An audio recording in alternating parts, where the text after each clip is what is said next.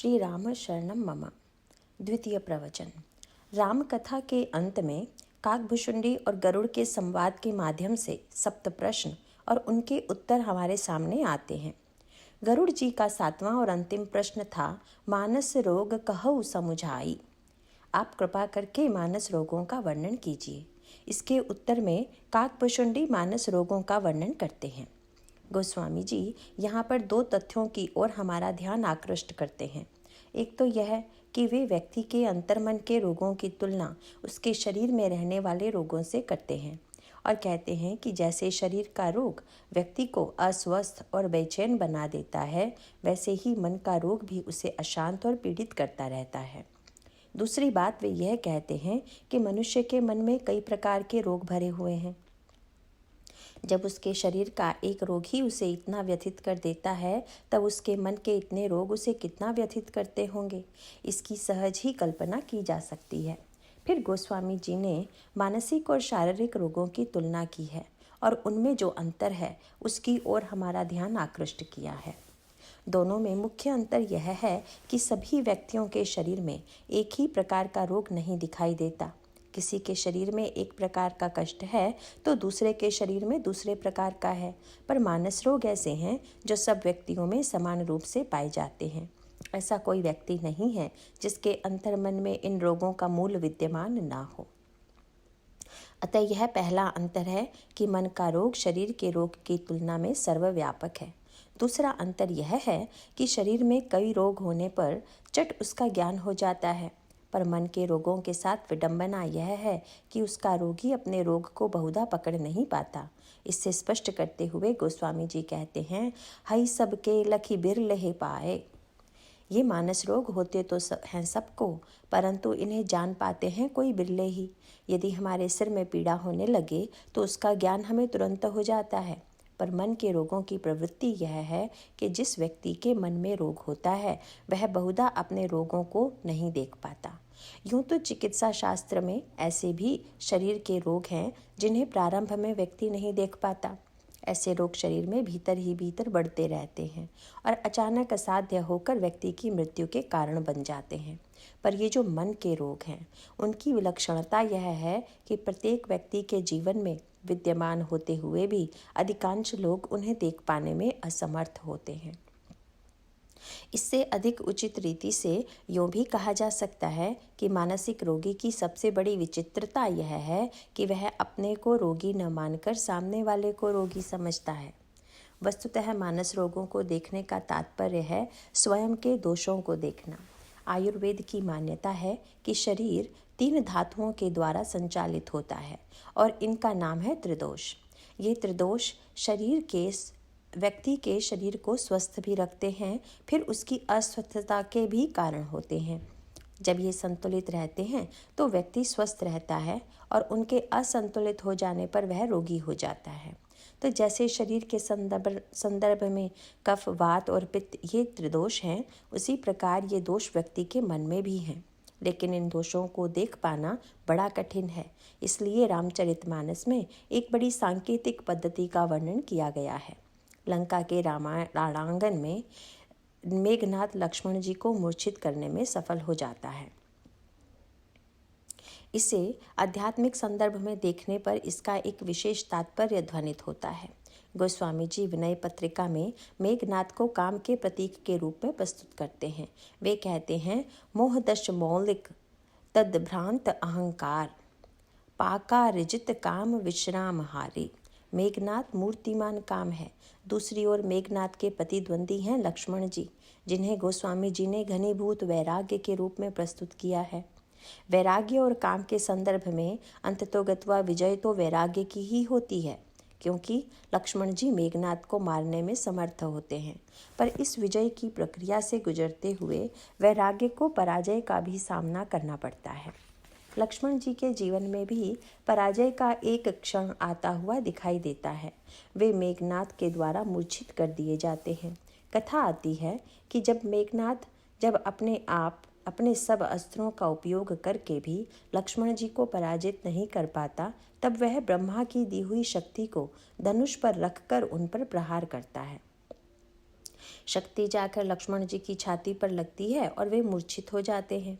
यहाँ गौर करने की बात यह है कि लक्ष्मण और किसी बाण द्वारा नहीं अपितु ब्रह्मा की दी हुई शक्ति के द्वारा मूर्छित हो गए। इसका आध्यात्मिक तात्पर्य यह है कि इस सृष्टि की रचना में कभी कभी बड़े से बड़े साधक को भी, बड़े से बड़े महापुरुष को भी जीवन में पराजय का क्षण देखना पड़ सकता है।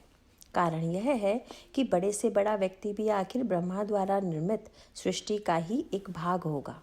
फलतः जब सृष्टि में गुण और दोष की मिलावट है तो उसके भाग में भी यह मिलावट बनी रहेगी। जैसे यदि किसी धातु में मिश्रण है तो आगे चलकर भी उसमें थोड़ा न थोड़ा मिश्रण बना ही रहेगा। इसी प्रकार मानस रोग में संकेत किया गया है कि सृष्टि का निर्माण करते समय ब्रह्मा ने गुण और दोष को मिलाकर उसकी रचना की। विधि प्रपंच गुण अवगुण साना। ऐसी स्थिति में ब्रह्मा के द्वारा निर्मित सृष्टि में जो भी जन्म लेता है, भले ही उसमें अधिकाधिक गुण हो, पर दोष का उसमें सर्वथा अभाव हो, यह संभव नहीं है। और दोष का अभाव न होने की भी सार्थकता है, क्योंकि तब महापुरुष इन दोषों का दर्शन करता है और उनको दूर करने की चेष्टा करता हुआ कल्याण को प्राप्त होता है। मेघनाथ हनुमान जी पर भी ब्रह्म शक्ति का प्रयोग करता है और हनुमान जी भी मूर्छित हो जाते हैं। पर वहाँ पर गोस्वामी जी ने यह संकेत दिया कि हनुमान जी स्वेच्छा से मूर्छित हुए। यद्यपि ब्रह्मा हनुमान जी को उनकी बाल्यावस्था में यह वरदान दे चुके थे कि मेरे बाण का प्रभाव तुम पर पड़ना आवश्यक नहीं है, फिर भी हनुमान जी को लगा कि यदि मैं ब्रह्मा के बाण को अस्वीकार कर दूं तो उनकी मर्यादा नष्ट हो जाएगी। ऐसा सोचकर वे मूर्छा स्वीकार कर लेते हैं, पर उनके जीवन में स्पष्ट रूप से मूर्छा की स्वीकृति नहीं दिखाई देती। यह बड़ा सांकेतिक प्रसंग है। गोस्वामी जी ने इसे एक दूसरे प्रकार से भी देखा। हनुमान जी बाल ब्रह्मचारी हैं, इसलिए वे काम के विजेता हैं। अब एक ब्रह्मचारी काम के सामने पराजित हो, यह असंगत है, मर्यादा के विपरीत बात है। इसलिए गोस्वामी जी कहते हैं कि हनुमान जी ने सोचा कि भले ही हमें क्षमता है कि इस मूर्छा से अपने को बचा लें, लेकिन सृष्टि की मर्यादा के लिए एक क्षण के लिए मुझे मूर्छा स्वीकार कर लेनी चाहिए। लेकिन उसके साथ ही यह सावधानी भी बहुत आवश्यक है कि उस मूर्छा के परिणाम से कैसे बचे। हनुमान जी ने यही किया भी। मूर्छा तो उन्होंने स्वीकार की, पर साधारणतः मूर्छा का जो परिणाम हुआ करता है वह हनुमान जी के जीवन में नहीं हुआ। जैसे किसी को मूर्छा आ जाए तो वह बेहोश होकर गिर पड़ता है। असावधानी से गिरने के कारण व्यक्ति बेहोश होकर गिरते देखे गए हैं और कई की तो गिरकर मृत्यु ही हो जाती है। इसे हम मूर्छा का परिणाम कह सकते हैं।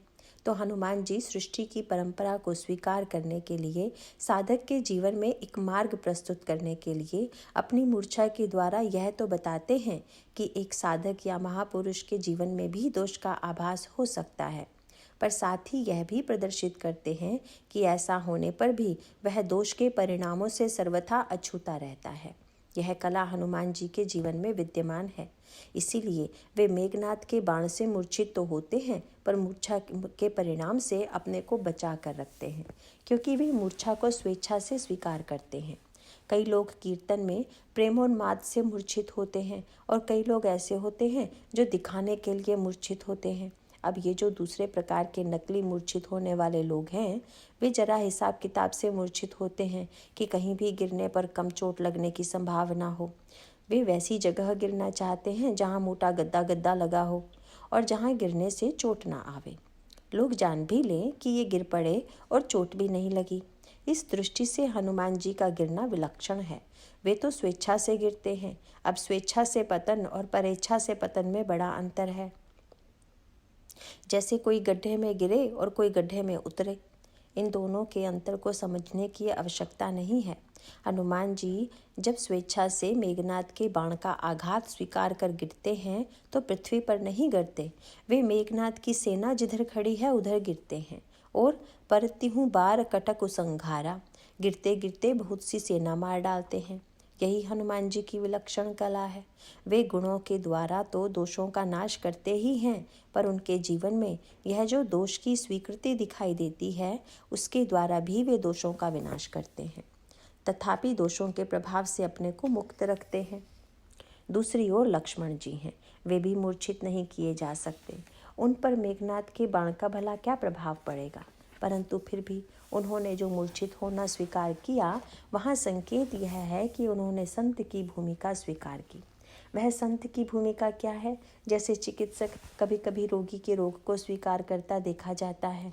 रोगी की चिकित्सा करते समय चिकित्सक के भीतर रोगी के रोग कीटाणु प्रविष्ट हो जाते हैं, पर इससे चिकित्सक घबराता नहीं, वह दयालु हृदय है।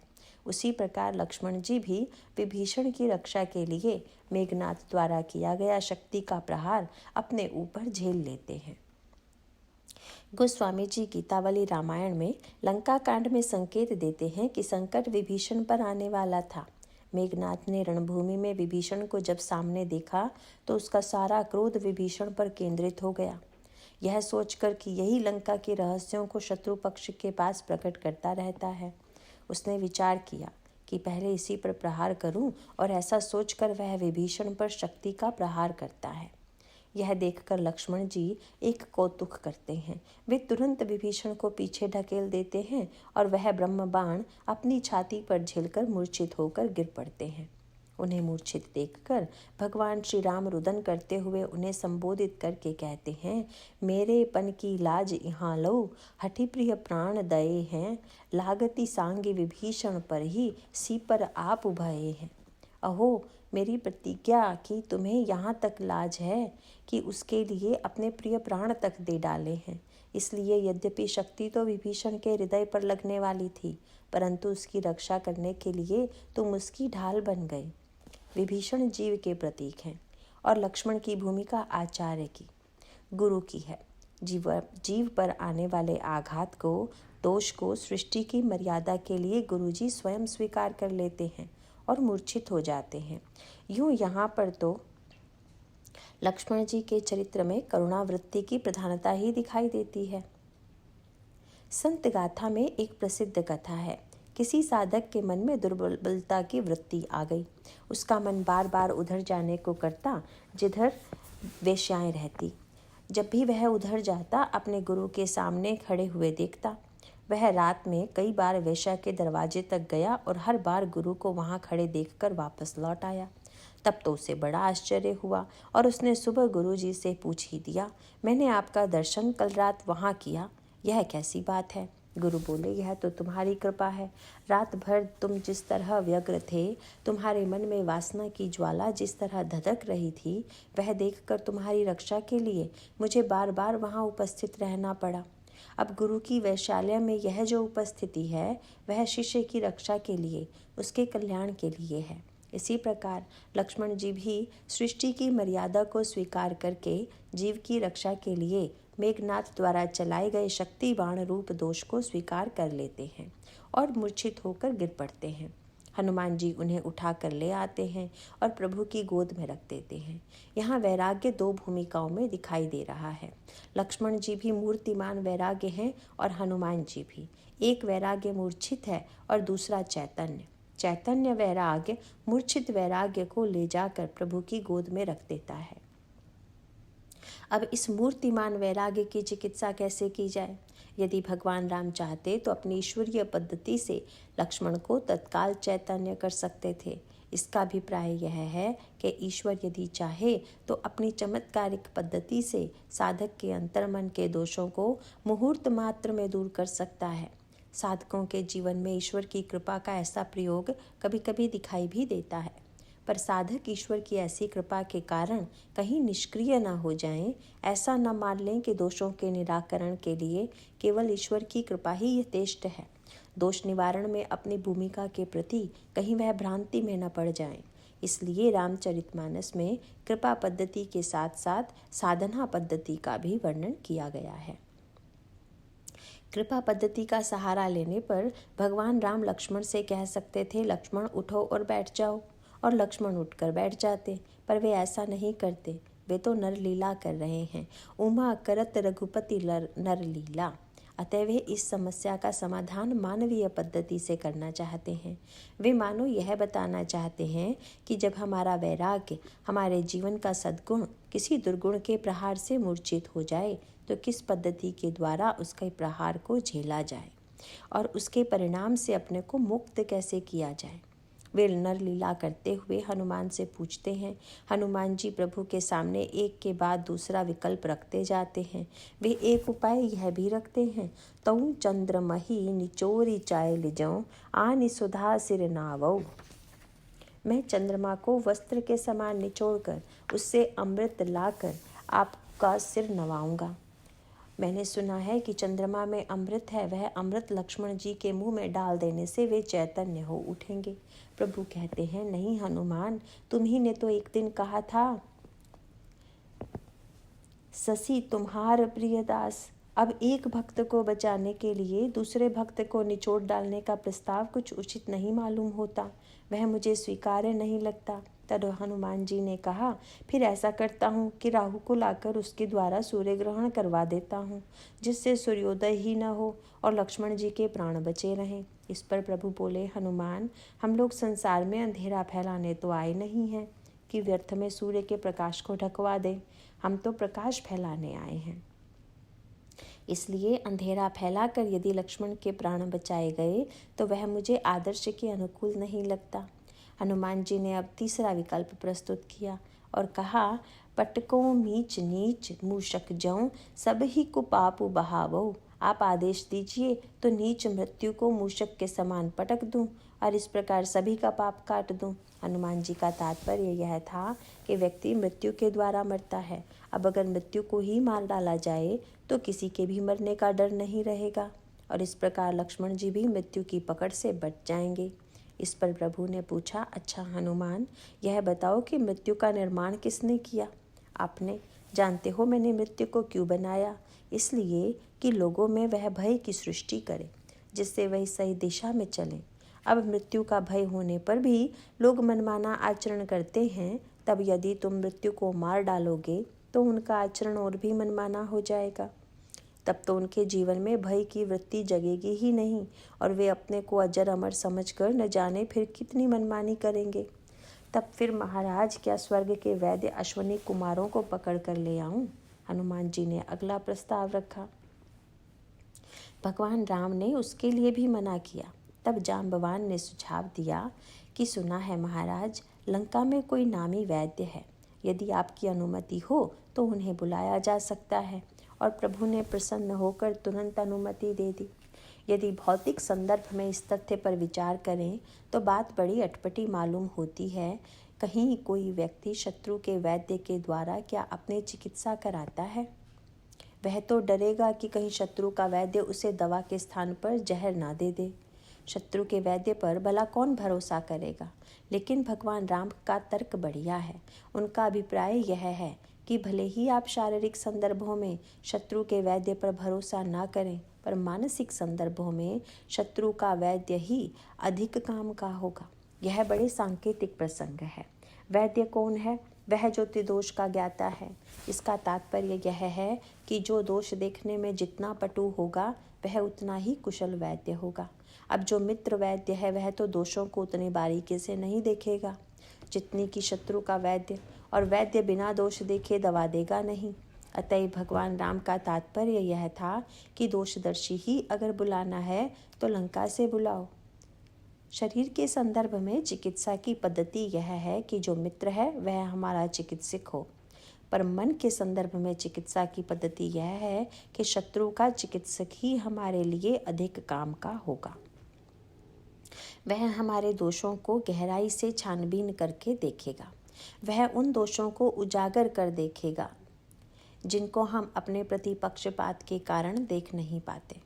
इस संबंध में एक प्रसिद्ध संत गाथा है।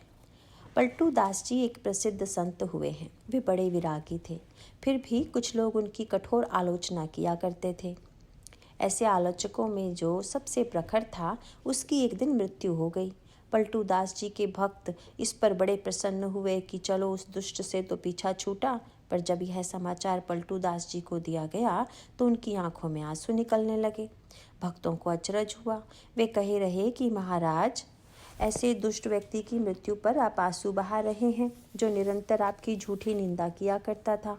पलटू दास जी बोले, सुना कि निंदक मरी गया, पलटू दिया है रोए, निंदक जीवय जुगन जुग, काम हमारो होए। भला उससे क्या काम होगा महाराज? काम हमारो होए बिना कौड़ी को चाकर, कमर बांध के फिरई करई तिहु लोक उजागर। उसे हमारी खबर पलहु भर ना ही बिसारी, लगा रही दिन रैन प्रेम से देता गारी। भक्त कही दृढ़ करई, जगत को भरम छुड़ावई, निंदक गुरु हमार राम सो उही मिलावई। काम यह होगा कि हमारे दोष सुनकर यदि लोग न आवे तो भीड़ से पीछा छूटा, फिर उसने पैनी दृष्टि से हमारे दोषों को देखा तो उसका लाभ यह होगा कि जो दोष हमें दिखाई नहीं देते थे उनकी ओर हमारी दृष्टि जाएगी और उनको दूर करने के लिए हम सचेष्ट होंगे। इसलिए भगवान राम तुरंत जाम्बवान से सुझाव को स्वीकार कर लेते हैं और शत्रुनगर के वैद्य के द्वारा लक्ष्मण जी की चिकित्सा कराते हैं। इसके माध्यम से वे साधक को मानो यह संकेत देते हैं कि जब भी अपने अंतर मन के दोषों को देखना चाहें तब अपने विरोधी की कसौटी पर अपने को कसकर देखें। विरोधी की बात को यह कहकर न टाल दें कि अरे वह तो विरोधी करता रहता है, बल्कि यह देखने की चेष्टा करें कि उसकी बातों में कुछ तथ्य है या नहीं। इसलिए रामचरितमानस में गोस्वामी जी ने मानस रोगों की व्यापकता का वर्णन किया है और यह संकेत दिया है कि यदि व्यक्ति अपने मानस रोगों की चिकित्सा कराना चाहता है तो वह केवल अपने प्रशंसकों की ही चिंता न करे, अपितु ऐसे लोगों की भी खोज करे जो उसमें दोष देखते हैं। गोस्वामी जी की यह मान्यता है कि संसार में ऐसा कोई व्यक्ति नहीं है जिसके मन में रोग के मूल कीटाणु विद्यमान न हो, पर इसके साथ ही वे ये भी कहते हैं कि इसे देख पाना बड़ा कठिन है। इसलिए चाहे कोई मैत्री भाव से इन दोषों को देखे, चाहे शत्रु भाव से, अपने दोषों की समीक्षा कराने में व्यक्ति को संकोच नहीं करना चाहिए। इसको स्पष्ट करने के लिए उन्होंने रामायण के श्रेष्ठतम पात्रों में से एक देवर्षि नारद का चुनाव किया। नारद एक महान आचार्य हैं, संत हैं, उनसे बढ़कर उत्कृष्ट व्यक्ति की कल्पना नहीं की जा सकती। वे महान योगी हैं, महान ज्ञानी हैं, पर ऐसे नारद के मन में भी दोषों का उदय होता है। काकभुशुंडी गरुड़ के समक्ष शरीर और मन के रोगों की तुलना करते हुए कहते हैं, काम वात कफ लोभ अपारा, क्रोध पित्त नित छाती जारा, प्रीति करही जौ तीन भाई, उपजई सन्यपात दुखदाई। और यह सब गिनाने से पूर्व वे कहते हैं कि मोह सकल व्याधिन कर मूला, सारी व्याधियों के मूल में मोह है। इसे यदि नारद जी के प्रसंग में देखें तो बात स्पष्ट हो जाती है। यह जो कहा गया कि सारे शारीरिक और मानसिक दोषों के मूल में मोह है, इसका क्या अर्थ है? साधारणतया लोग मोह को अज्ञान का पर्याय मान लेते हैं, पर ऐसी बात नहीं है। अज्ञान अलग है और मोह अलग। ज्ञान का अभिप्राय है जानना, इसलिए अज्ञान का अभिप्राय हुआ नहीं जानना। मोह का तात्पर्य उस वृत्ति से है जहाँ जानकर भी न जानने के समान आचरण है। रामचरितमानस की दृष्टि से मोह उसे माना गया है जहाँ व्यक्ति अपने प्राप्त ज्ञान का दुरुपयोग करता है। शरीर के रोग भी इसी मोह के कारण हुआ करते हैं। व्यक्ति जानता है कि यह भोजन नहीं करना चाहिए अथवा इस प्रकार आचरण नहीं करना चाहिए, वह जानकर भी अपने जाने हुए सत्य का तिरस्कार करता है तो उसे रोग होता है। अज्ञान के कारण यदि व्यक्ति में दोष आ जाएं तो वह क्षम्य है, पर व्यक्ति के रोगों का कारण बहुधा यह होता है कि वह जानबूझकर अपने जाने हुए सत्य की उपेक्षा करता है। इस संदर्भ में यदि हम नारद जी के चरित्र पर विचार करके देखें तो हमें लगेगा कि जितने मानस रोग गिनाए गए हैं उनमें अधिकांश ही आ गए हैं। तथापि नारद प्रसंग का वर्णन करते हुए काकभुशुंड जी गरुड़ जी को नारद के अपार मोह की कथा सुनाते हैं। पुनि नारद कर मोह अपारा, यहाँ पर इसके बदले यह पंक्ति भी लिखी जा सकती थी, पुनि नारद कर काम अपारा अथवा पुनि नारद कर क्रोध अपारा, क्योंकि नारद में काम और क्रोध भी तो चरम सीमा का आ गया था। वे काम से बेचैन होकर विवाह करना चाहते थे और क्रोध से अंधे होकर साक्षात भगवान को भी शाप दे बैठे, पर काकभुशुंडी जी उन्हें मोहग्रस्त बताते हैं और भगवान शंकर भी उनके लिए मोह शब्द का उपयोग करते हैं। इस प्रसंग के माध्यम से मानो गोस्वामी जी हमें सावधान कर देते हैं कि नारद जैसा श्रेष्ठ व्यक्ति भी अपनी थोड़ी सी भूल के कारण सारे रोगों को निमंत्रण दे बैठता है। शरीर के रोगों के संदर्भ में भी यही बात है। व्यक्ति सोचता है कि हम रोज ही तो स्वास्थ्य के नियमों का पालन कर रहे हैं, अब एक दिन यदि न करें तो क्या हानि है। पर यह दृष्टिकोण सही नहीं है।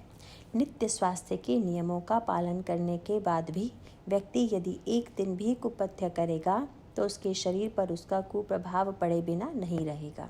इसलिए साधक को सतत सावधान रहना चाहिए। शंकर जी पार्वती जी को यही प्रसंग सुनाते हैं। पार्वती जी पूछती हैं कि भगवान का अवतार क्यों होता है। इसके उत्तर में शंकर जी कहते हैं कि भगवान के अवतार में कई कारण हैं, पर उनका एक अवतार तो नारद जी के शाप के कारण हुआ। नारद श्राप दीन इक बारा, कल्पैक ते लगई अवतारा। पार्वती यह सुनकर आश्चर्य से शंकर जी का मुंह देखने लगी। वे उन्हें बीच में ही रोकर कह उठी, यह प्रसंग मोहि कहु पुरारी, मुनि मन मोह अचरज भारी। वे भी मुनि के संदर्भ में मोह शब्द का ही उपयोग करती हैं।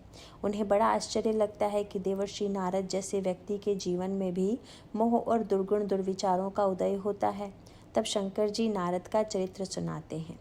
देवर्षि नारद के चरित्र को देखने पर यह बात समझ में आती है कि मानस रोगों की परंपरा किस प्रकार व्यक्ति के जीवन में जन्म लिया करती है।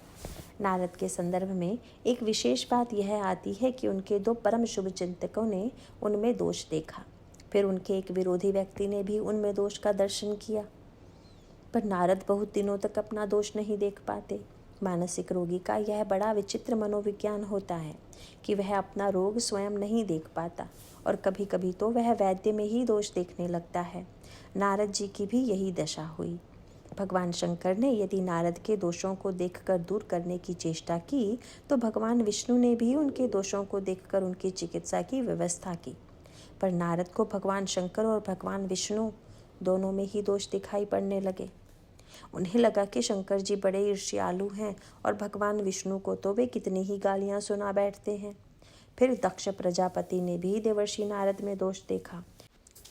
कथा आती है कि नारद जी ने अपने उपदेश के द्वारा दक्ष के लड़कों को सन्यासी बना दिया। इस पर दक्ष प्रजापति अत्यंत रुष्ट हो गए और देवर्षि को शाप दे दिया कि तुम एक स्थान पर गोदोहन वेला से अधिक यानी 2 घड़ी से अधिक नहीं टिक पाओगे। तुम्हें सतत चलते रहना पड़ेगा, क्योंकि दक्ष को लगा कि यदि नारद कहीं अधिक देर तक रुकते हैं तो लोगों का घर बार छुड़ा देते हैं। अतएव यदि वे अधिक देर तक एक स्थान पर न टिक सकें तो वह गृहस्थों के लिए अच्छी बात होगी, उनका परिवार सुरक्षित रह सकेगा। अब भले ही देवर्षि का यह सतत घूमते रहना उनके लिए शाप था, पर लोक कल्याण की दृष्टि से तो बहुत अच्छी बात हुई। यदि वे कहीं अधिक देर तक रुकते तो शायद कम लोगों का कल्याण हुआ होता, पर वे कम देर तक रुकते हैं, इसलिए निरंतर अधिकाधिक लोगों का संपर्क उन्हें प्राप्त होता रहता है। फिर संसार में अधिक घूमने के कारण वे संसार के दुखों और दोषों से भी घनिष्ठ रूप से परिचित होते हैं। पुराणों में कथा आती है कि देवर्षि नारद संसार की व्यथा भगवान के पास जाकर निवेदित करते हैं। सत्यनारायण की कथा आपने सुनी होगी, उसके मूल में भी यही बात है। नारद सारे लोकों में घूमते हुए मृत्युलोक में आए। उन्होंने देखा कि सारे लोग दुखी हैं। तब वे भगवान के पास गए और उनसे कहने लगे कि प्रभु, इन संसारी लोगों का दुख कैसे दूर हो, यह बताइए। यह नारद के चरित्र का एक चित्र है। इस पर नारद मोह के प्रसंग में नारद का एक दूसरा ही चित्र सामने आता है और वह है एक महान योगी का चित्र। यहाँ पर गोस्वामी जी उनके योग पक्ष की ओर हमारा ध्यान आकर्षित करते हैं। मानो यह बताते हैं कि सतत साधना के द्वारा दोषों के विरुद्ध संघर्ष करते हुए उन्हें कैसे पराजित किया जा सकता है। पर इसके साथ ही वे हमें इस बात के लिए सावधान भी कर देते हैं कि ऐसे महान योगी के जीवन में भी किस दोष के कारण पतन की स्थिति आती है। नारद भ्रमण करते हुए हिमालय की उपत्यका में आते हैं। सारे संसार में हिमालय परम पवित्र माना जाता है। वहाँ नारद एक ऐसी गुफा के पास पहुँचे जिसके समीप में ही गंगा जी बह रही थी। गोस्वामी जी कथा का प्रारंभ यहीं से करते हैं। वे लिखते हैं, हिमगिरी गुफा एक अति पावनी, बह समीप सुर सरी सुहावनी। आश्रम परम पुनीत सुहावा, देखी देव ऋषि मन अति भावा। ऐसा पवित्र और सुंदर स्थान देखकर देवर्षि के मन में आया कि मैं समाधि में प्रवेश करूं। उन्होंने योग साधना के लिए भगवान का स्मरण किया, फिर भगवान नाम रूप नाद क्रिया के द्वारा तुरीयावस्था में प्रवेश पाने की चेष्टा की। काल की गति अवरुद्ध हो गई, फलतः दक्ष का शाप भी प्रभावहीन हो गया। दक्ष का शाप वहीं प्रभावी होता है जहाँ काल की घड़ी चल रही होती, पर जहाँ घड़ी ही बंद हो गई वहाँ दो घड़ी का कोई अर्थ न रह गया। इसलिए दक्ष का शाप प्रभावहीन हो गया। एक और नारद जी हैं जिनकी समाधि में घड़ी बंद हो जाती है, और दूसरी ओर हम लोग हैं जो पूजा पाठ में भी घड़ी लेकर बैठ जाते हैं। गोस्वामी जी लिखते हैं, सुमिरत हरि ही श्राप गति बाधी, सहज विमल मन लागी समाधि।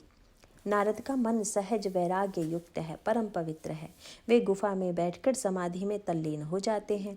समाधि में देवर्षि नारद की तल्लीनता को देखकर इंद्र को चिंता हो जाती है। यहाँ सबसे बड़ी समस्या यह है कि नारद पर आक्रमण राक्षसों के द्वारा नहीं किया गया, बल्कि वह देवताओं की प्रेरणा से हुआ।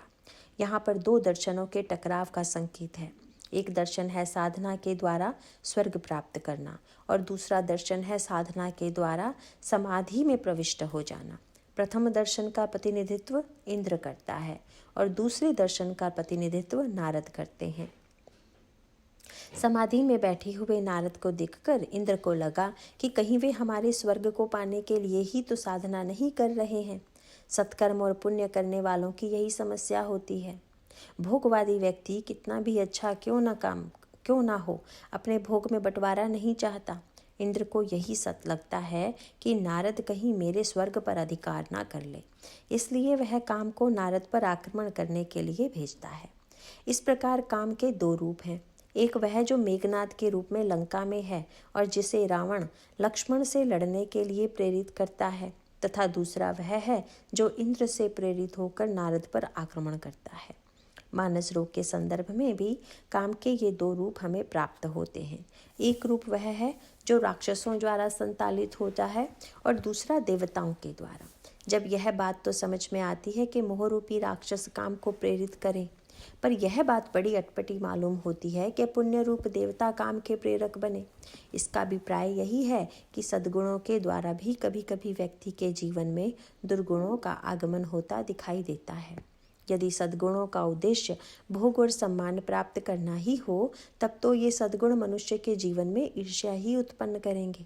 तभी तो जब गोस्वामी जी से कहा गया कि महाराज, स्वर्ग तो बड़ी अच्छी जगह है जहाँ मृत्यु लोक के रोगों से पीछा छूट जाता है और सब कुछ ही सुख है, तब गोस्वामी जी बोले कि भाई, भले ही स्वर्ग में अन्य सब रोगों से पीछा छूट जाए, पर वहाँ एक बड़ा ज़बरदस्त रोग है, और वह है स्वर्ग हु मिटत न सावत। स्वर्ग में सोतिया डाह नहीं मिटती।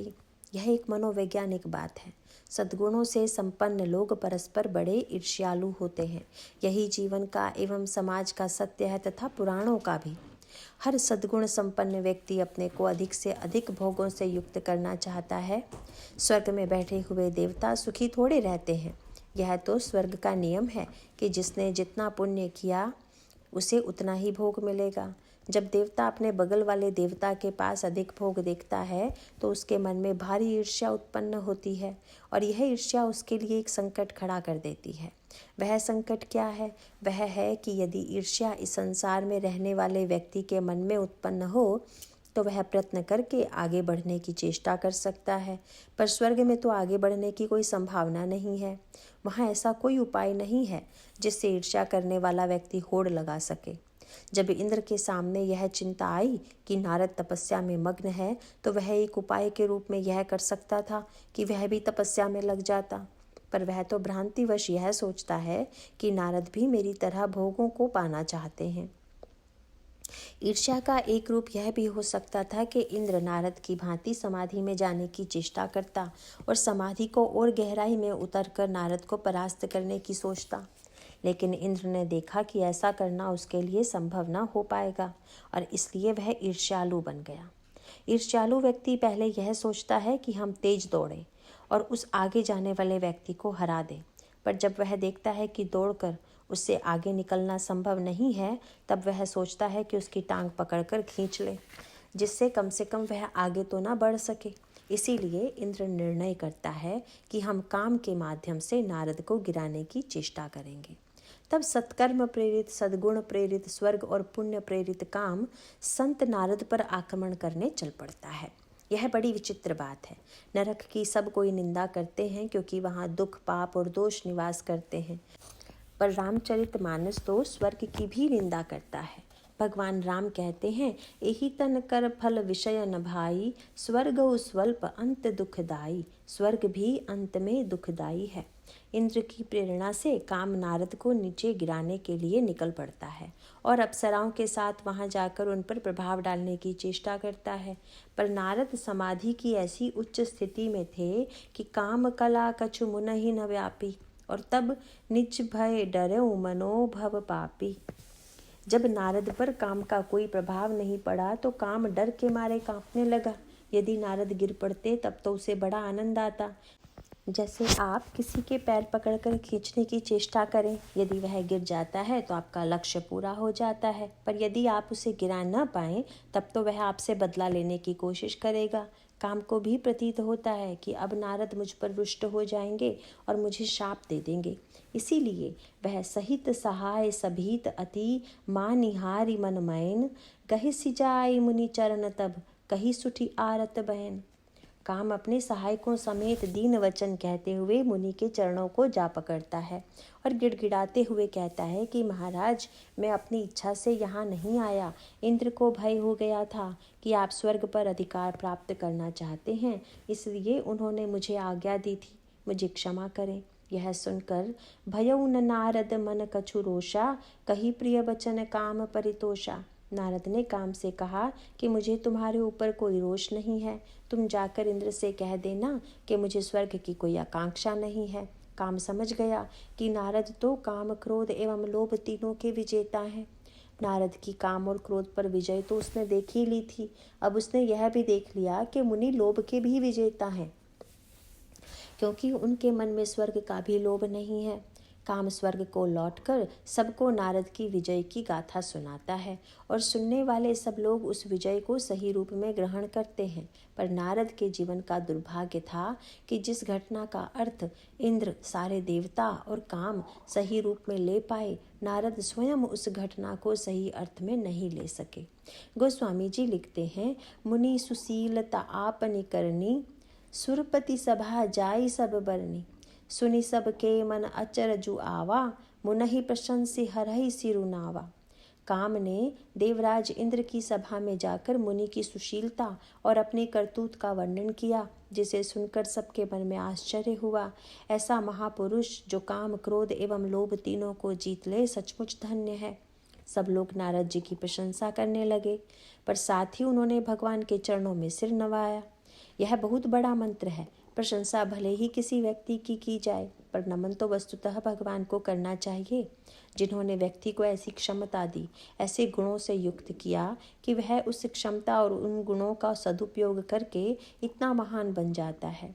जिसने भी नारद की काम विजय की गाथा सुनी, उसी ने कहा कि नारद पर भगवान की कितनी कृपा है कि इतने दुर्गुण दुर्विचारों के बीच भी नारद सुरक्षित बने रहे। पर नारद का दुर्भाग्य यह रहा कि वे अपनी इस विजय को सही अर्थों में ना ले सके। वे भगवान की कृपा से समाधि में लीन होकर अंतःकरण की चित्त की गुफा में प्रविष्ट हो चुके थे, पर समाधि से व्यथुत होकर वे अंतःकरण की अहंकार की गुफा में चले गए। यही नारद के जीवन का सबसे बड़ा दुर्भाग्य था। अंतःकरण की 4 गुफाएं हैं, चित्त की, मन की, बुद्धि की और अहंकार की। किष्किंधा कांड में हमें इसका संकेत मिलता है। आप थोड़ी गहराई से पढ़ने पर यह समझ सकेंगे। किष्किंधा कांड वस्तुतः गुफाओं का कांड है। उनमें सीता जी की खोज चल रही है।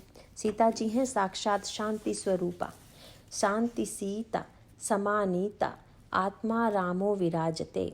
उन गुफाओं में से एक में भगवान राम और लक्ष्मण रहते हैं। यह रामायण की सांकेतिक शैली है। चित्रकूट में तो भगवान राम कुटिया में रहते हैं, दंडकारण्य में भी कुटिया में ही निवास करते हैं। पर जब किष्किंधा कांड में उनके रुकने का प्रश्न आया तो कहा गया कि प्रवर्षण पर्वत पर किसी कुटिया में नहीं अपितु एक गुफा में रहते थे। उस गुफा के बारे में गोस्वामी जी लिखते हैं, प्रथम ही देवन गिरी गुहा राख्यों रुचिर बनाई, राम कृपा निधि कछु दिन वास करहिंगे आई। देवताओं ने पहले से ही उस पर्वत की एक गुफा को सुंदर सजा कर रखा था, तो वह केवल किष्किंधा कांड की ही गुफा नहीं है, बल्कि हम सबके अंतःकरण की भी गुफा है, जिसमें साक्षात भगवान का निवास है। यदि व्यक्ति इस गुफा में प्रविष्ट होगा तो वह भगवान राम का दर्शन करेगा। यह चित्त की गुफा है। दूसरी गुफा है स्वयं प्रभा की। यह मन की गुफा है। जब बंदर सीता जी की खोज में चलते हैं और वन में मार्ग भटक कर प्यास के मारे छटपटाने लगते हैं, तब हनुमान जी बंदरों को सलाह देते हैं कि यदि नीचे जल नहीं मिल रहा है तो ऊपर चलो, ऊपर चलकर जल खोजने की चेष्टा करें। पर बंदर इतने थके हुए हैं कि वे कहते हैं, नहीं महाराज, ऊपर चढ़ने का साहस हम में नहीं है, आप भी जरा चढ़ कर देखाइए। तब हनुमान जी ऊपर चढ़ जाते हैं और वहाँ एक गुफा को देखकर नीचे उतर आते हैं तथा बंदरों को ऊपर ले जाकर वह गुफा दिखाते हैं। सब कहूँ लई सोई बिबर दिखावा, और साथ ही यह भी दिखाते हैं कि उसके ऊपर चकवे, बगुल और हंस उड़ रहे हैं तथा बहुत से पक्षी उसके भीतर जा रहे हैं। चक बाक बक हंस उड़ाही, बहुत तक खग प्रभ सहित ही माही। बंदर हनुमान जी से कहते हैं कि वहाँ जल तो नहीं दिखाई दे रहा है। इस पर हनुमान जी कहते हैं कि वहाँ जल तो नहीं दिखाई दे रहा हो, पर जल के पक्षी तो दिखाई दे रहे हैं। पक्षियों को देखकर प्रत्यक्ष प्रमाण न सही, पर अनुमान प्रमाण से कल्पना कर लो कि भीतर जल होगा, अतः चलो भीतर चलें। गोस्वामी जी यहाँ पर सांकेतिक भाषा का प्रयोग करते हैं। अंगद ही सारे बंदरों के नेता मुखिया थे। वे अब तक आगे आगे चल रहे थे, पर जब हनुमान जी ने अंगद से कहा कि आप सारे बंदरों को लेकर गुफा में चलिए, तो अंगद ने उसे स्वीकार नहीं किया। कारण यह था कि उनके मन में गुफा को लेकर एक आतंक बैठ गया था। ऐसी ही एक गुफा में बाली बैठा था और तब चाचा और पिता में झगड़ा हो गया। फिर बाली का वध भी इसी गुफा के कारण हुआ था। अंगद के अंतर्मन में छिपा हुआ गुफा का यह आतंक आज यहाँ पर प्रकट हो जाता है। वे हनुमान जी से कहते हैं कि महाराज, मेरे पिताजी बिना सोचे समझे गुफा में घुस गए और सर्वनाश हो गया, अतः मैं तो नहीं बैठूंगा। इस पर हनुमान जी मुस्कुराकर बोले, भाई, तुम्हारे पिता जिस गुफा में बैठे थे वह गुफा ऐसी थी जिसमें उन्हें नहीं बैठना चाहिए था, पर यहाँ जिस गुफा में चलना है उसमें तो अवश्य बैठना चाहिए। फिर भी अंगद को साहस नहीं हुआ, अतएव हनुमान जी ने बंदरों का नेतृत्व किया। आगे कई हनुमंत ही लीना, बैठे बिबर बिलम्ब न कीन्हा। और वे सब प्रविष्ट होते हैं गुफा में। वहाँ स्वयं प्रभा रहती हैं। पहली गुफा चित्त की गुफा है, जहाँ साक्षात ईश्वर का निवास है। जब व्यक्ति चित्त वृत्तियों का निरोध करते हुए योग साधता है, तब वह चित्त की गुफा में बैठता है और यहाँ ईश्वर का साक्षात्कार करता है। यह दूसरी गुफा जिसमें स्वयं प्रभा रहती है, मन की गुफा है। यह भगवान की कृपा की गुफा है। यहाँ स्वयं प्रभा थके हुए बंदरों को जल पीने और फल खाने के लिए कहती है और सीता जी को खोजने का उपाय बताती है। इस गुफा में ईश्वर के कृपा रस की अनुभूति होती है। जब साधक पुरुषार्थ करते करते, साधन करते करते थक जाता है, तब मन की इस गुफा में स्वयं प्रभा के द्वारा संदेश पाकर उसका उत्साह पुनः लौटता है। यह स्वयं प्रभा साक्षात कृपा रूपा है। वह बंदरों से पूछती है, तुम लोग उदास क्यों हो? बंदर बोले, हम सीता जी को खोजने निकले थे पर उनका पता नहीं लगा। स्वयं प्रभा ने पूछा, अच्छा, सीता जी को तुम लोगों ने कैसे ढूंढा, आंखें बंद करके या आंखें खोलकर? बंदरों ने कहा, देवी, हम लोगों ने तो 1 महीने तक आंखें ही बंद नहीं की। तब स्वयं प्रभा बोली, यदि तुम सीता जी को खोजना चाहते हो तो हमारी बात मानो, अब तुम जरा आंखें बंद करके उन्हें खोजो।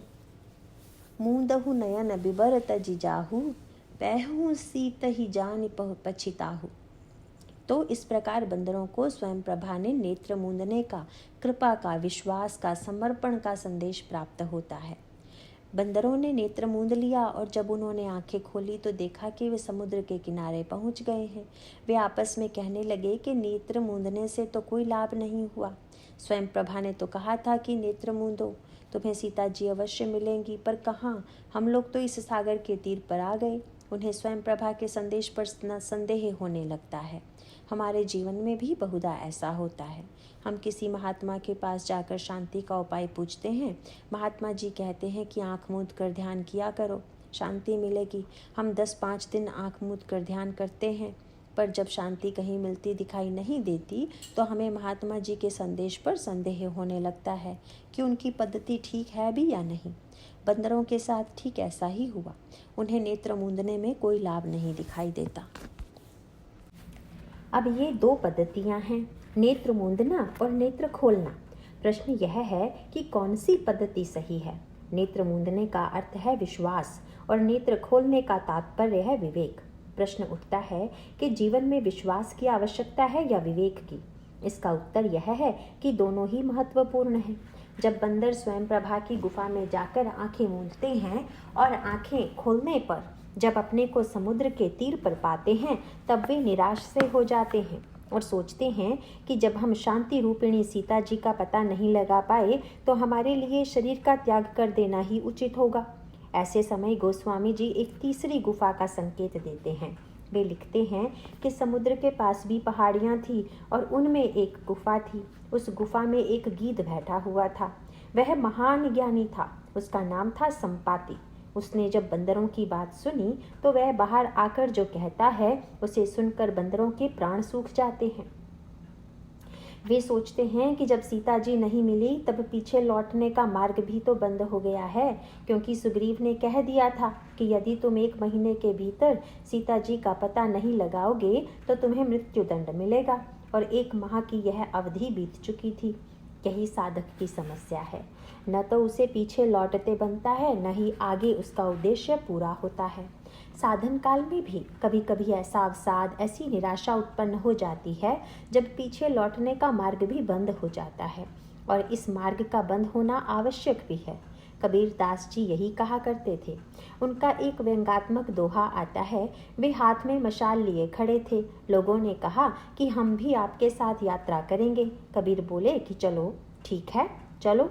लोगों ने पूछा कि आप जो मशाल लिए चल रहे हैं तो क्या इसलिए कि रास्ते में अंधेरा है? उन्होंने कहा कि यह मशाल अंधेरे के लिए नहीं है, बल्कि इसलिए है कि मेरे साथ चलने वाले लोग इसका प्रयोग कर लें। कबीरा खड़ा बाजार में लिए लुकाठी हाथ, जो घर फूके आपना चले हमारे साथ। जो हमारे साथ चलना चाहता है पहले अपना घर फूंक दे और तब हमारे साथ चले। इसका अभिप्राय क्या है? यह कि यदि मेरे साथ चलोगे और घर बचा रहेगा तो तुम बीच मार्ग से लौट जाने की सोचोगे। इसलिए जब घर ही जल जाएगा तो यही सोचोगे कि अब आगे बढ़ने के सिवा पीछे लौट कर क्या करेंगे। पीछे लौटने का मार्ग बंद हो जाने से साधक के पास आगे बढ़ने के सिवा और कोई चारा नहीं रह जाता। इन बंदरों का भी पीछे लौटने का मार्ग बंद हो चुका था, क्योंकि सुग्रीव के द्वारा दी गई 1 महीने की अवधि बीत चुकी थी। इधर सामने समुद्र लहरा रहा था और सीता जी कहीं दिखाई नहीं दे रही थी। बंदरों ने निश्चय किया कि अनशन करके प्राण दे देंगे, और वे समुद्र के किनारे अनशन करते हुए बैठ गए। ऐसे समय पास की एक गुफा से आवाज आई, आज सबही कहाँ भच्छन करहूँ, दिन बहु चले आहार बिनु मरूँ। कबहु न मिल भरी उदर आहारा, आजु दीन विधि एक ही बारा। अरे यह तो बड़ा अच्छा हुआ, जो इतने बंदर अनशन करके प्राण दे देंगे। जगदीश्वर ने मुझको घर बैठे बहुत सा आहार भेज दिया। आज इन सब को खा जाऊंगा। बहुत दिन बीत गए, भोजन के बिना मर रहा था। पेट भर भोजन कभी नहीं मिलता था। आज विधाता ने एक ही बार में बहुत सा भोजन दे दिया। गीध के ये वचन सुनते ही बंदर आतंक के मारे घबरा गए। वे बेचारे प्राण तो देना चाहते थे, पर आत्महत्या करने वाला भी यह सोचता है कि प्राण सुख से दे। फिर व्यक्ति की कभी कभी यह चिंता भी तो रहती है कि मरने के बाद मेरे शरीर की दुर्गति ना हो। तो बंदर जब यह सुनते हैं कि गीध हम लोगों के शरीर को खा लेगा तो वे बड़े निराश हो जाते हैं। उन्हें विषाद होता है कि हम लक्ष्य तो बहुत बड़ा लेकर चले थे, पर आज नौबत ऐसी आ गई है कि लक्ष्य को पाए बिना ही हमें प्राणों का त्याग करना पड़ रहा है और हमारा शरीर एक गीध का भक्ष्य बनने जा रहा है। बंदरों को हताशा और अवसाद घेर लेता है। तब अंगद उनकी रक्षा के लिए आते हैं। स्वयं प्रभा की गुफा में हनुमान जी वानरों की रक्षा के लिए आगे आए थे, पर संपाति की इस गुफा में अंगद की भूमिका प्रधान है। किष्किंधा कांड की तीसरी गुफा है। यहाँ पर अंगद की प्रधानता का कारण यह था कि हनुमान जी स्वयं प्रभा के संदेश को सही अर्थों में समझकर अंतर हृदय की गुफा में भगवान के कृपा रस की अनुभूति में डूबे हुए थे। स्वयं प्रभा ने कहा था, मूदहु नयन। उसका अर्थ मात्र नेत्रों को मूंदना नहीं है। जैसे कोई कहे कि भाई आंधी आ रही है, दरवाज़ा बंद कर लो।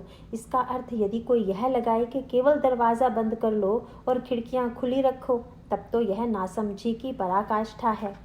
दरवाज़ा बंद कर लो कहने का मतलब दरवाज़ा बंद करना तो है ही, साथ ही खिड़कियां भी बंद करना है। दरवाजे से अधिक धूल आने की संभावना है, इसलिए दरवाज़ा बंद कर लो, पर खिड़कियों से भी तो धूल आ सकती है, अतएव खिड़कियां भी बंद कर लो। तो स्वयं प्रभा के कथन में यह संकेत निहित था कि समस्त ज्ञानेंद्रियों को मूंदकर पूरी तरह से अंतर्मुख हो जाएं।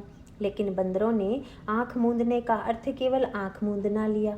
हनुमान जी ने तो आँखों को भी मूंद लिया और कान भी बंद कर लिए और भीतर भगवान के ध्यान में डूब गए। इसलिए इस प्रसंग में हनुमान जी के समान भीतर डूबे हुए नहीं थे, इसलिए वे यहाँ पर सामने आते हैं और गीत की बात सुनकर सोच विचार कर कहते हैं, कहे अंगद विचारी मन माही, धन्य जटायु सम कोई नाही। आहा, जटायु के समान धन्य कोई नहीं है। अपने इस कथन के माध्यम से अंगद गीध और बंदर दोनों को अलग अलग संकेत देते हैं।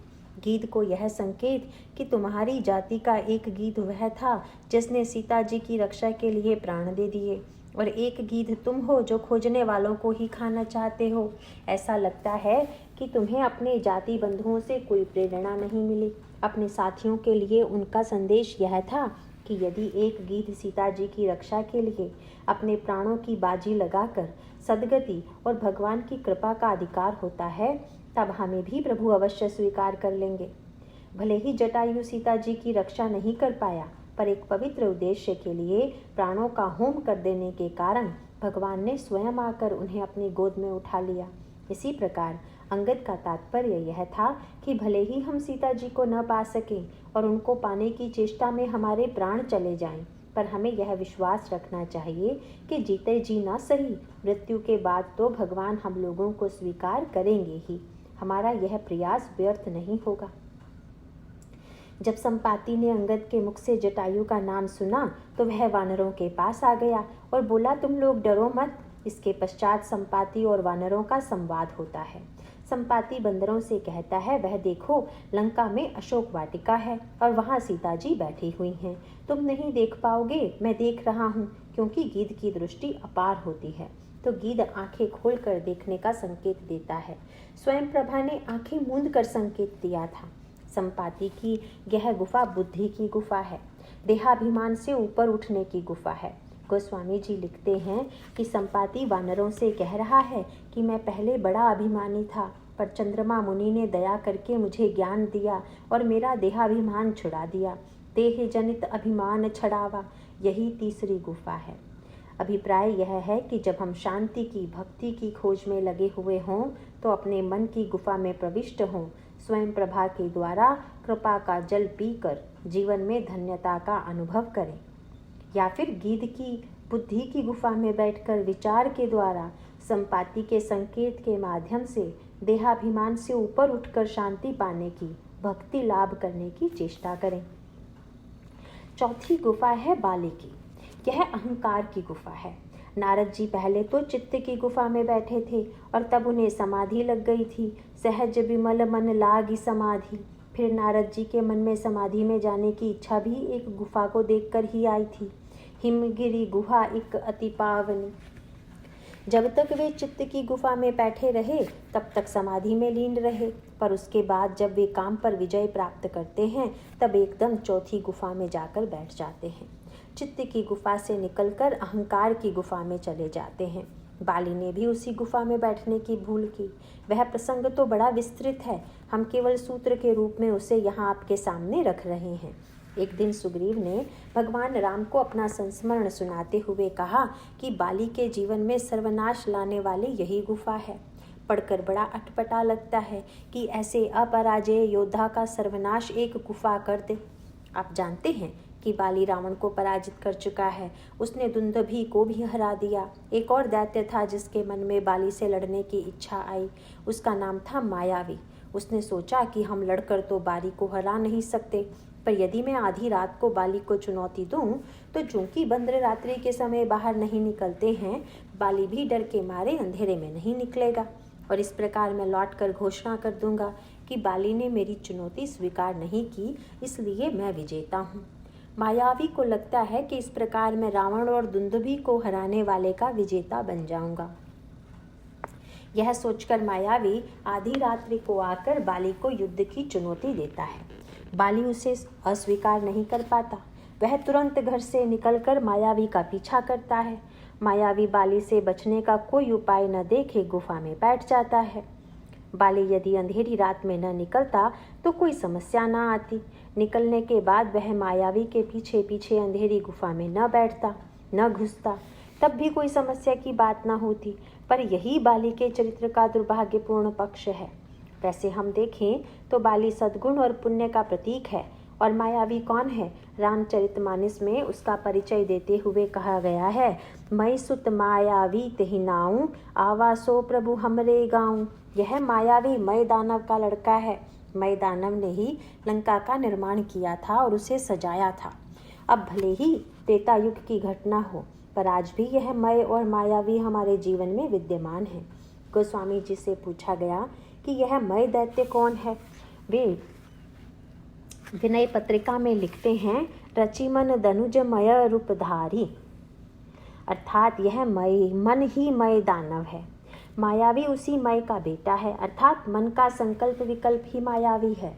मन में उठने वाला यही संकल्प बाली को चुनौती देता है। अब यह तो आवश्यक नहीं कि साधक बुराई से व्यर्थ भिड़ने की चेष्टा करे।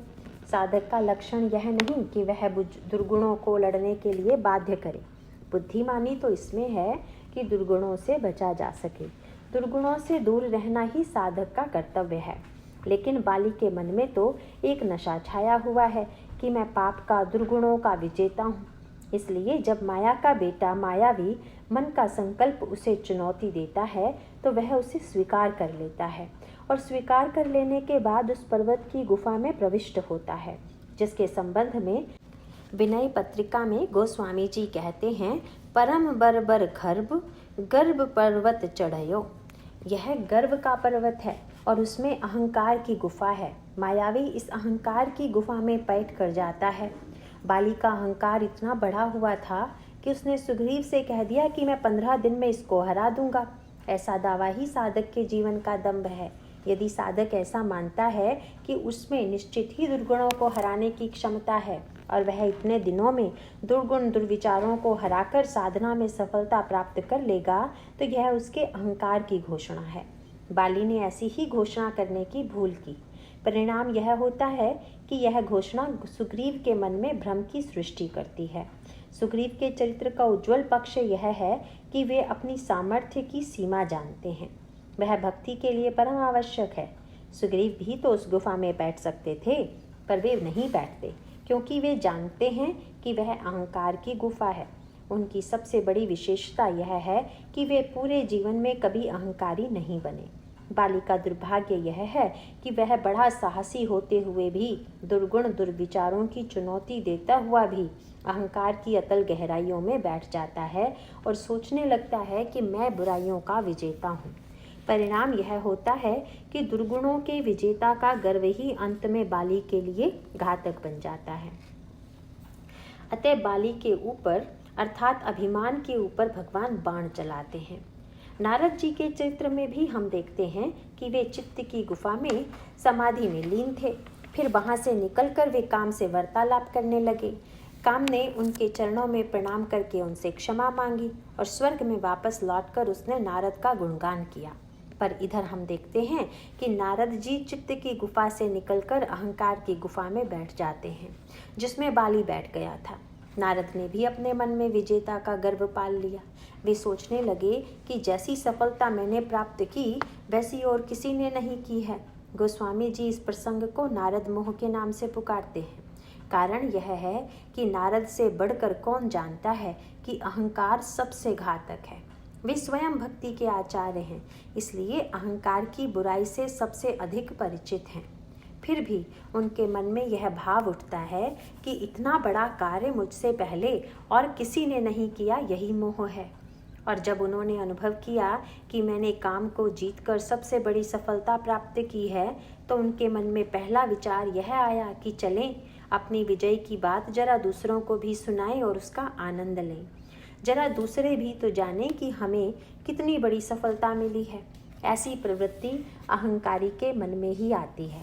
वैसे तो काम ही नारद का विज्ञापन कर रहा था, फिर देवता भी कर रहे थे, पर नारद आत्मविज्ञापन के लिए स्वयं व्यग्र हो उठते हैं। वे निर्णय करते हैं कि पहले शंकर जी को ही यह सुनाया जाए। नारद जी को लगा कि शंकर जी भी काम के विजेता माने जाते हैं और मैंने भी काम को जीता है, तो जरा देखें मेरी विजय की बात सुनकर शंकर जी को कैसे लगता है। वे प्रसन्न होते हैं या ईर्ष्या के शिकार। बस यहीं से मानस रोग की प्रक्रिया आरंभ हो जाती है। यदि कोई गंगा में स्नान करने के पश्चात गंदे नाले में उतरेगा तो क्या नाले की गंदगी उसे दूषित नहीं कर देगी? नारद जी के साथ ऐसा ही हुआ। समाधि से, सत्कर्म और पुण्य से उतरकर वे अहंकार की गंदगी में चले गए। जब वे शंकर जी के पास पहुंचकर अपनी विजय गाथा सुनाने लगे कि कैसे काम ने मुझ पर आक्रमण किया, पर मैं विचलित नहीं हुआ और उसे क्षमा कर दिया। इंद्र तो व्यर्थ ही डर रहा था, मुझे तो स्वर्ग का कोई लोभ नहीं था। तब यह सब सुनकर शंकर जी मुस्कुराने लगे। वे तो वैद्य हैं, उन्होंने नारद जी के रोग को पकड़ लिया। जब नारद जी ने आत्मकथा सुनाकर पूछा कि महाराज आपको विजय का समाचार कैसा लगा, तो शंकर जी बोले, बार बार विनमऊ मुनि तो ही, जिमि यह कथा सुनायहु मोहि, तिमि जनि हर ही सुनायहु कबहु, चले हूँ प्रसंग दुरायहु तबहु। हे मुनि, मैं तुमसे बार बार विनती करता हूँ कि जिस तरह यह कथा आपने मुझे सुनाई है, उस तरह भगवान श्री हरि को कभी मत सुनाना। चर्चा भी चले तब भी इसको छिपा लेना। कथा की इतनी संक्षिप्त और कठोर आलोचना शायद ही कहीं की गई हो। यदि कथा सुनने के बाद कोई यह कह दे कि फिर किसी को मत सुनाइएगा, तो इसका अर्थ क्या हुआ? यही कि कथा किसी काम की नहीं है। शंकर जी ने सीधे नहीं कहा कि कथा अच्छी नहीं है। मित्र थे ना, शत्रु हो तो सीधे आलोचना कर दें, पर मित्रता में तो प्रीति की बात रहती है। शंकर जी ने सोचा कि यदि मैं नारद को सीधे उनकी बुराई बताऊंगा तो उन्हें कष्ट हो सकता है, इसलिए बात जरा घुमा फिरा कर कहते हैं। पर वे चाहते हैं कि नारद का रोग मिटे, इसीलिए औषध की व्यवस्था करते हैं। किंतु हमारे साथ विडंबना यह है कि हम शरीर के रोग के संदर्भ में तो वैद्य की बात मान लेते हैं, लेकिन मन के रोग के संदर्भ में वैद्य की बात पर विश्वास नहीं होता। नारद जी के साथ ऐसा ही हुआ। उन्हें शंकर जी की बात नहीं सुहाई। शंकर जी के कथन को आध्यात्मिक दृष्टि से भी देखा जा सकता है। शंकर जी समष्टि अहंकार के देवता हैं। अहंकार शिव बुद्धि अज मन शशि चित्त महान। तात्पर्य यह है कि नारद जी अपना क्षुद्र अहंकार लेकर समष्टि अहंकार को दिखाने पहुंच गए। यह वैसा ही है जैसे कोई अंगूठी लेकर सुमेरु पर्वत को दिखाने पहुंच जाए। कहाँ सोने का पर्वत और कहाँ अंगूठी का सोना। सुमेरु पर्वत उस अंगूठी को देखकर भला क्या प्रभावित होगा? तभी तो नारद की काम विजय की गाथा सुनकर भगवान शंकर बोले, तिमि जनि हर ही सुनायहु कबहु। तात्पर्य यह है कि मुनि जी, जैसे आप अहंकार की मलिनता लेकर यहाँ चले आए, वैसे यह गंदगी लेकर क्षीर सागर न चले जाइएगा। भगवान विष्णु चित्त के देवता हैं। शंकर जी का तात्पर्य यह था कि जो बात अभी नारद के अहंकार में है, वह कहीं चित्त में ना बैठ जाए, क्योंकि वैसा होने से तो अनर्थ हो जाएगा। पर नारद वही भूल करते हैं। वे शंकर जी से कहते तो हैं कि लीजिए, जब आप कहते हैं कि मैं भगवान विष्णु को ना सुनाऊं तो मैं उन्हें सुनाऊंगा ही नहीं। लेकिन नारद भगवान विष्णु के पास जाए बिना नहीं रह पाते, पर हाँ, कुछ विलंब करके जाते हैं। उनके इस विलंब से जाने के पीछे भी दो कारण थे। एक तो वे भगवान शंकर को दिखाना चाहते थे कि लीजिए, हमने आपकी बात रख ली, और दूसरी ओर उनके मन में यह भाव था कि भगवान विष्णु यह पूछे बिना नहीं रहेंगे कि देर से क्यों आए, तब हमें सुनाने का अवसर मिल जाएगा। लोग आत्मश्लाघा के लिए अवसर ढूंढते ही रहते हैं। अंततः परिणाम क्या हुआ? वही जो नारद ने सोच रखा था। उन्हें देखकर भगवान विष्णु ने उठकर उनका स्वागत किया और जो नारद चाहते थे वही पूछा। कहा, बहुते दिनन कीन ही मुनि दाया। क्या बात है मुनि जी, आज आपने बहुत दिनों बाद दया की। और तब कामचरित नारद सब भाषे, यद्यपि प्रथम बरजी शिव राखे। यद्यपि शिव ने पहले से ही बरज रखा था, तथापि नारद जी भगवान को काम कथा सुनाने लगे कि कैसे काम ने उन पर आक्रमण किया और उन्होंने उसे क्षमा कर दिया। वे बताने लगे कि मुझे तो स्वर्ग का भी लोभ नहीं है, बस इन्हीं सब पछड़ों के कारण आपके दर्शन के लिए आने में विलंब हो गया।